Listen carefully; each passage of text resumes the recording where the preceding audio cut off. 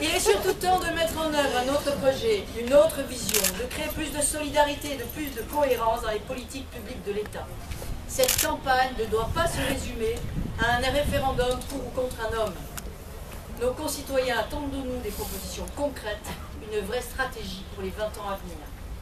Moi, je veux convaincre que notre projet, celui de François Hollande, est plus juste, plus équitable, plus convaincant, plus crédible. Alors, parmi les 60 propositions, permettez-moi d'en retenir quelques idées fortes, elles font partie de mes priorités. Retrouver de la justice dans ce pays. Cela passe entre autres par la justice fiscale. En effet, pour que chacun adhère à un projet, il faut que ce projet s'appuie sur des règles fiscales justes, que chacun contribue à l'effort en fonction de ses capacités. Que les revenus du capital soient taxés comme ceux du travail, il est intolérable. Que l'effort de solidarité ne porte que sur les salariés. Retrouver le chemin de la solidarité. Alors je ne vais pas vous dire du programme important de François Hollande sur la solidarité, mais j'ai retenu une mesure qui pour moi est symbolique de ce projet qui s'appuie sur un des thèmes majeurs à mon sens, qui est la solidarité, qui est une nécessité. Un des symboles de cette solidarité, c'est le contrat de génération, qui est lié à la fois à la ferme volonté de François Hollande de miser sur la jeunesse, mais aussi le devoir que nous avons envers nos anciens. Solidarité entre les générations, tremplin pour nos jeunes, reconnaissance pour ceux qui finissent leur carrière. Retrouver le chemin de l'emploi. Avant tout, c'est l'effort de qualification de notre jeunesse. Mais c'est surtout donner à nos entreprises les moyens de leur développement. Ce sont elles qui créent la richesse, ce sont elles qui créent les emplois.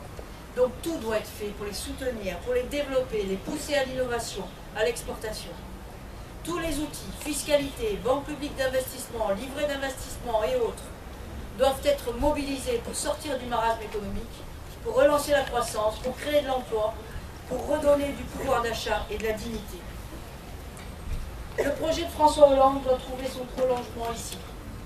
Ici, sur ce territoire, où les collectivités au quotidien sont de véritables laboratoires. Certains des outils mis en place ici ont d'ailleurs été repris dans le programme de François Hollande. Savez-vous que le projet de banque publique d'investissement est un projet à l'initiative de la région Languedoc-Roussillon.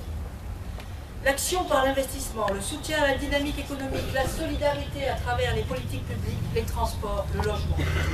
Ici, on refuse la spirale de l'échec. On agit au quotidien à travers nos politiques publiques, véritable bouclier contre les mesures ultralibérales, contre la casse sociale. Ici, sur ce territoire, se déclinent les enjeux d'avenir, l'emploi, le logement, la santé, les universités, les transports, les filières viticoles et agricoles, et bien sûr les questions environnementales qui en découlent. Ce territoire de la 3e circonscription de l'Hérault est riche de sa diversité, de l'urbain au rural, en passant par le périurbain. Ce territoire regorge de talent et d'énergie, et je vais m'employer à les accompagner.